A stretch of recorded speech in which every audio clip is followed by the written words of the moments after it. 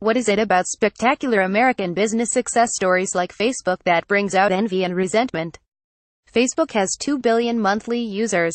CEO Mark Zuckerberg is 33 and has a net worth north of $60 billion, making him the fifth richest person on Earth, according to Forbes last month.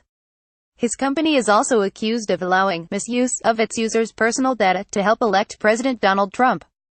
Never mind that the 2012 Obama campaign bragged about using Facebook in a similar way to win re-election.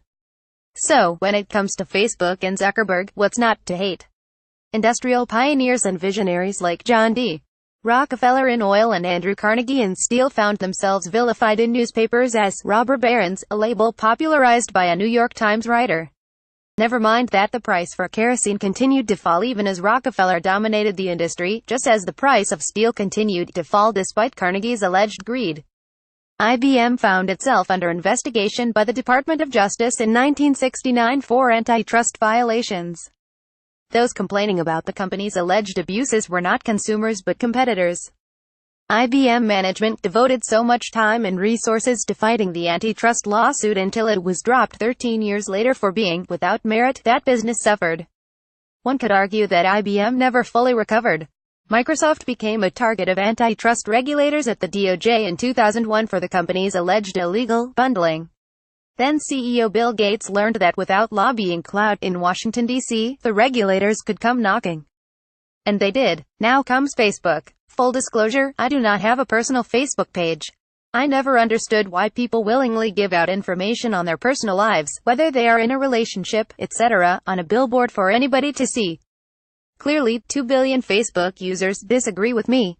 Perhaps what aggravates people is founder Zuckerberg's shifting statements about the use of collected personal data and his blather about wanting Facebook to connect the whole world in order to do good.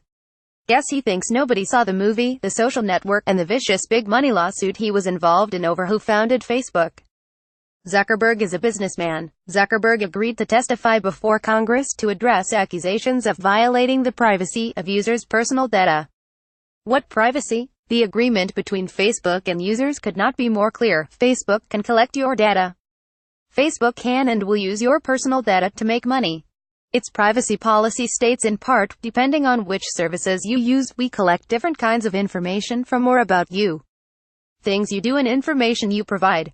We collect the content and other information you provide when you use our services, including when you sign up for an account, create or share, and message or communicate with others. This can include information in or about the content you provide, such as the location of a photo or the date a file was created. We also collect information about how you use our services, such as the types of content you view or engage with or the frequency and duration of your activities. Things others do and information they provide. We also collect content and information that other people provide when they use our services, including information about you, such as when they share a photo of you, send a message to you, or upload, sync or import your contact information. Your networks and connections. We collect information about the people and groups you are connected to and how you interact with them, such as the people you communicate with the most or the groups you like to share with. We also collect contact information you provide if you upload, sync or import this information, such as an address book, from a device. Information from websites and apps that use our services. We collect information when you visit or use third-party websites and apps that use our services, like when they offer our like button or Facebook login or use our measurement and advertising services. This includes information about the websites and apps you visit, your use of our services on those websites and apps, as well as information the developer or publisher of the app or website provides to you or us. Facebook's business model is to collect personal data so that advertisers can precisely target prospective customers, an extremely lucrative enterprise. A 2013 book called Unauthorized Access put it this way: the ability to create detailed psychographic profiles makes Facebook a potential targeted advertising goldmine. But Facebook doesn't need to, or want to, transfer to third parties any of its valuable data on its users. Instead, advertisers specify their desired targets to Facebook, and Facebook uses the profiles to match advertising to the specification. Would this public flogging of Zuckerberg have occurred had Hillary Clinton won the election? And many Republicans, who should know better, joined in the Facebook condemnation. There is no such thing as a free lunch.